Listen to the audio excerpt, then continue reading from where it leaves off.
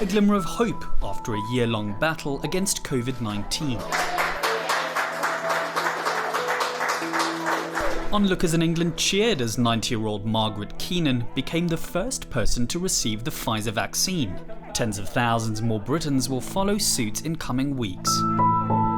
Go for it because it's free and it's the best thing that's ever happened. While lauding the scientific breakthroughs, organisations including Amnesty and Oxfam warn that millions around the world are a long way from sharing in the relief. It's early days, and even as more vaccines look promising, there's not enough to go around by a long shot. At least 100 million COVID vaccine shots into the arms of the American people in the first 100 days. The People's Vaccine Alliance says nearly 70 lower-income countries will only be able to vaccinate 1 in every 10 people in 2021. It says rich countries, meanwhile, will have enough doses to vaccinate everyone nearly 3 times over. Canada tops the chart with enough to vaccinate every person 5 times. Oxfam says all the vaccines made so far by frontrunners Pfizer and Moderna have already been secured by high-income countries. AstraZeneca, by contrast, has pledged to provide 64% of its much cheaper-to-make shots to developing nations. But the charity says that even scaled-up supply of an approved jab would only reach about 18% of the global population next year. Aiming to bridge the gap and act as an antidote to vaccine nationalism is an unprecedented initiative led by Gavi, the Global Vaccines Alliance.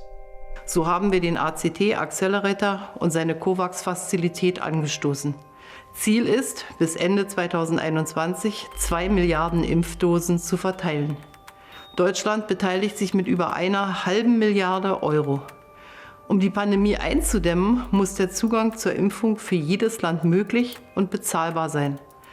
Dazu reichen die bisher zugesagten Mittel noch nicht aus. How does it work? COVAX is ultimately an appeal to nations to pool resources to develop vaccines at scale, then distribute them fairly according to need. It asks wealthier countries to pay upfront for large-scale manufacturing so that approved vaccines are produced in the largest possible quantities at the fastest possible pace. Importantly, Gavi says, rich countries will only pay for the vaccines they receive, while doses for the poorest countries will largely be paid for using official development aid. But rich countries don't really need COVAX, so what's in it for them? Ethical and political considerations aside, the main idea is that only by eliminating the virus everywhere can the pandemic be effectively eliminated and the world economy recover. The light at the end of the tunnel is growing steadily brighter. So far, COVAX hasn't been without success. It's raised billions of dollars and secured deals for 700 million doses for some low and middle income countries. I think the next 6 months are going to be difficult.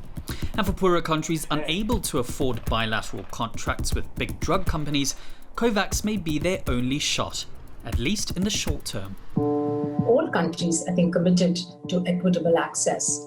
And the leaders of most of the high-income countries have been very committed to this. So I'm quite hopeful that this will happen.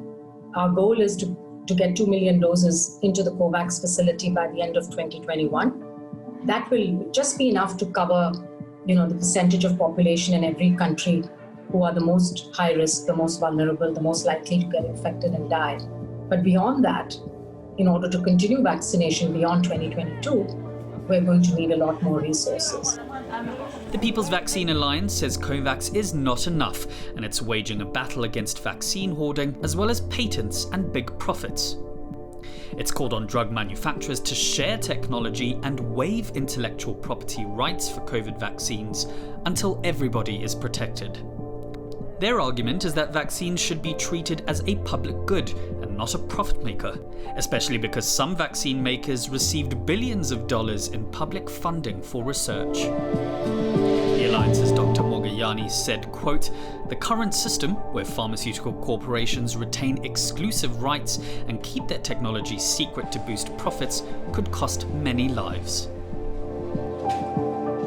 Dziko la Malawi limene lili ndikuona ngati sangakwanitsidwe komano mudziona kandi amabungu anthu ena amene angathe kuthandizapo kuti katemera akwane dziko lino ngofunika apezeke kuti mwina athandizirepo nthenda isanafike pofala pena paliponse.